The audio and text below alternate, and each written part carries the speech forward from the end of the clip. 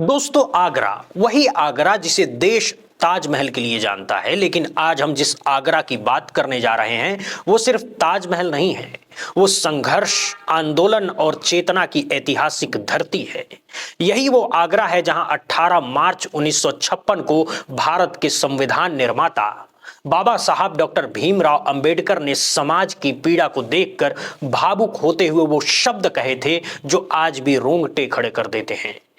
बाबा साहब ने कहा था, मुझे एक भी नौजवान नजर नहीं आता जो इस आंदोलन का तंबू बनकर इस आंदोलन को आगे बढ़ा सके। दोस्तों, बाबा साहब की ये पीड़ा आज भी इतिहास के पन्नों में नहीं बल्कि जमीनी हकीकत में जिंदा है। आज 77वां गणतंत्र दिवस है। आजादी के 77 साल बाद भी हालात ठीक नहीं हुआ। तभी तो आज 26 जनवरी 2026 इसी आगरा की धरती पर हजारों लाखों लोग इकट्ठा होते हैं और वही सवाल फिर खड़ा होता है, क्या आज का नौजवान बाबा साहब के सपनों को आगे बढ़ा रहा है या फिर उसे डराया जा रहा है? और इसी सवाल के जवाब में आगरा में हुई चंद्रशेखर आजाद की ऐतिहासिक रैली सिर्फ एक राजनीतिक रैली नहीं थी, बल्कि वो एक घोषणा थी। दोस्तों, ये रैली अचानक नहीं हुई। महीनों पहले पूरी कानूनी प्रक्रिया के साथ प्रशासन से अनुमति लेकर रैली की तारीख तय कर दी गई थी। लेकिन जैसे जैसे रैली का दिन नजदीक आया वैसे वैसे प्रशासन के हाथ खड़े होने लगे। 3 दिन पहले कहा गया सुरक्षा व्यवस्था नहीं है। सवाल यह है दोस्तों, जब धार्मिक आयोजन होते हैं, सत्ता पक्ष की रैलियां होती है, वीआईपी मूवमेंट होते हैं, तब सुरक्षा कहां से आ जाती है? लेकिन जैसे ही दलित, पिछड़े और वंचित समाज की आवाज सड़क पर उतरने लगती है, सुरक्षा अचानक याद आ जाती है। जब प्रशासन ने हाथ खड़े किए तब भीम आर्मी ने मोर्चा संभाला।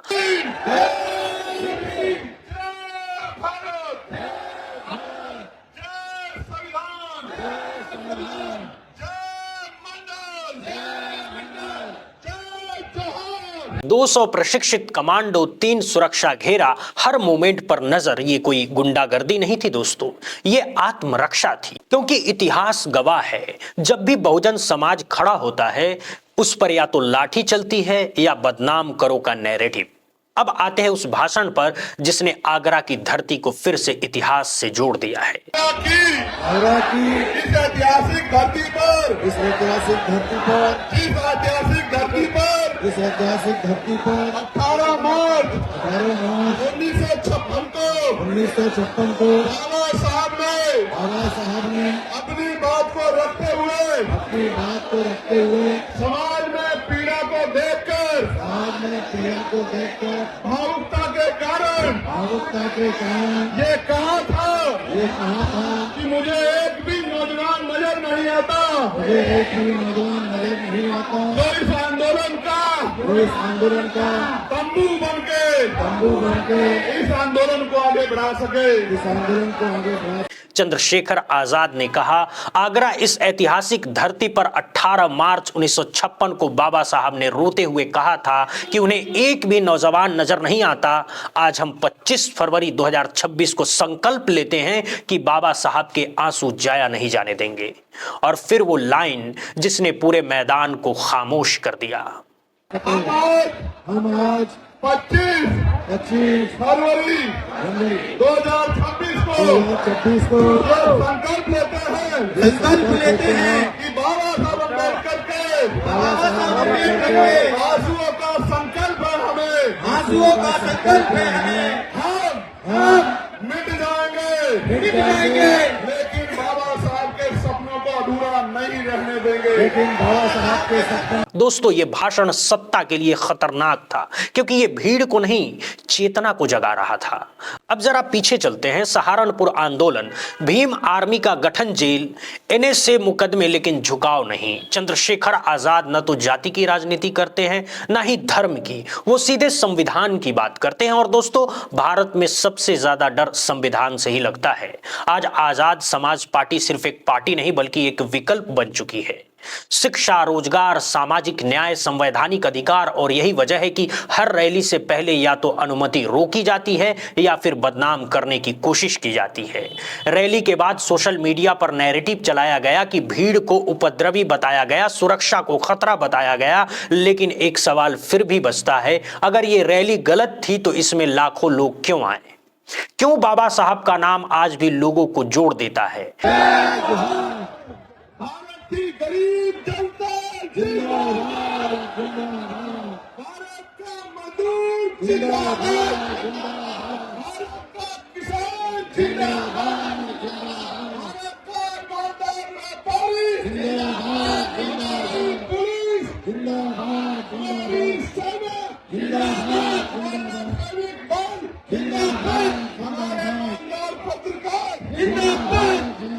दोस्तों, आगरा की ये रैली सिर्फ एक तारीख नहीं थी, ये जवाब था बाबा साहब के सवाल का, नौजवान की तलाश का, संविधान की रक्षा का। और शायद इसी वजह से कुछ लोगों को ये रैली बहुत चुभी, क्योंकि जब सवाल पूछे जाते हैं तो सत्ता हिलती है, और आगरा में इस बार सवाल बहुत तेज थे।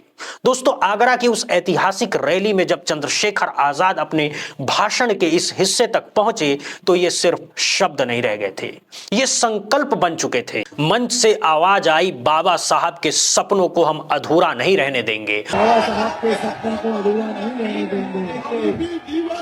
हम इसी जीवन में जीते जी बाबा साहब के सपने को पूरा करके दिखाएंगे। और दोस्तों, ये वाक्य इतना साधारण नहीं था, क्योंकि बाबा साहब के सपने सिर्फ किताबों में लिखे शब्द नहीं थे, वो गरीब के आंसू, मजदूर की थकान और किसान की लाचारी से जुड़े थे। चंद्रशेखर आजाद आगे कहते हैं, हम इसी जीवन में जीते जी बाबा साहब के सपनों को पूरा करके दिखाएंगे। हम इसी जीवन में जीते जी बाबा साहब के सपने को पूरा करके दिखाएंगे। दोस्तों, ये कोई आने वाली पीढ़ी की बात नहीं थी, ये कोई भविष्य में करेंगे वाला वादा नहीं था, ये आज और अभी की बात थी, क्योंकि आजाद जानते हैं गरीब के पास इंतजार करने का वक्त नहीं होता।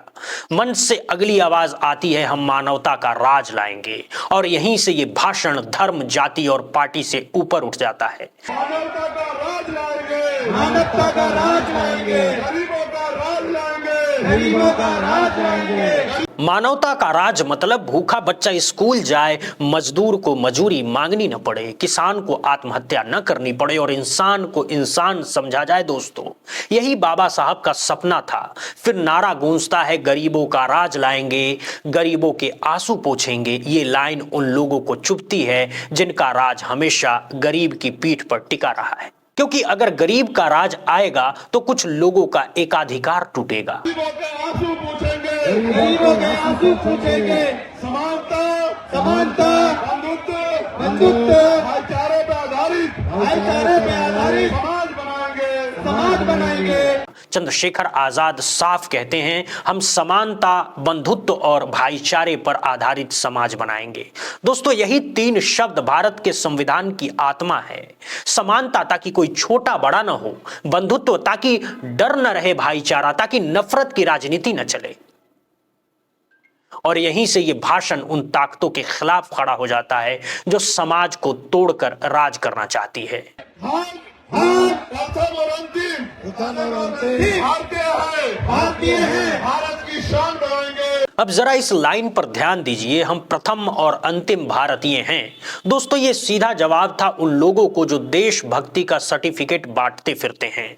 आजाद साफ कहते हैं, ना हम कम भारतीय हैं न ज्यादा, ना किसी से देशभक्ति सीखने की जरूरत है। संविधान हमारा है, तिरंगा हमारा है, और तिरंगा ही हमारी पहचान है। मन से आवाज आती है, हम भारत की शान बढ़ाएंगे, तिरंगे का मान बढ़ाएंगे और देश को मजबूत बनाएंगे। भारत की शान बढ़ाएंगे, तिरंगे का मान बढ़ाएंगे, तिरंगे का मान बढ़ाएंगे, और अपने देश को मजबूत बनाएंगे। जय भीम, जय भीम। दोस्तों, ये वही लोग हैं जिन्होंने हर आंदोलन में तिरंगा उठाया। लेकिन सवाल ये है, जब दलित, मजदूर, किसान तिरंगा उठाता है तो उसे देशद्रोही क्यों कहा जाता है? इसके बाद मंच और मैदान के बीच एक संवाद शुरू हो जाता है। जय भीम, जय भारत, जय संविधान, जय मंडल, और फिर वो नारे जो न्यूज चैनल नहीं दिखाते। भारत की गरीब जनता जिंदाबाद, भारत का मजदूर जिंदाबाद, भारत का किसान जिंदाबाद, भारत का ईमानदार व्यापारी जिंदाबाद। दोस्तों, ये नारे देश को तोड़ने के नहीं थे, ये देश को जोड़ने के नारे थे। और सबसे अहम बात, पुलिस जिंदाबाद, हमारी सेना जिंदाबाद, हमारे ईमानदार पत्रकार जिंदाबाद। दोस्तों, ये वही चंद्रशेखर आजाद हैं जिन पर सबसे ज्यादा मुकदमे हैं, लेकिन फिर भी वो सिस्टम के हर ईमानदार हिस्सों को सम्मान देते हैं, क्योंकि लड़ाई संविधान के खिलाफ नहीं, संविधान तोड़ने वालों के खिलाफ है। अब सवाल उठता है, इस भाषण से किसे डर लगा? जो नफरत पर राजनीति करते हैं, जो गरीब को सिर्फ वोट समझते हैं और जो संविधान से डरते हैं, क्योंकि यह भाषण भीड़ को नहीं, चेतना को जगाने वाली थी। दोस्तों, आगरा की यह रैली चेतना थी, संवेदना था और संकल्प था। बाबा साहब के सवाल का जवाब था, आज का नौजवान कहां है? और आगरा में उस दिन का जवाब खड़ा था। दोस्तों, इतिहास गवाह है, जब भी कोई गरीब की बात करता है, संविधान की बात करता है, तो उसे रोकने की कोशिश होती है। लेकिन याद रखिए, आंदोलन रुकते नहीं हैं, उन्हें रोका जाता है, और जब रोका जाता है तो वो इतिहास बनते हैं। तो दोस्तों, इसमें आपकी क्या राय है, हमें कमेंट करके जरूर बताइएगा। साथ ही साथ हमारे चैनल को ज्यादा से ज्यादा शेयर करें, सब्सक्राइब करें। बहुत बहुत धन्यवाद, बहुत बहुत शुक्रिया दोस्तों।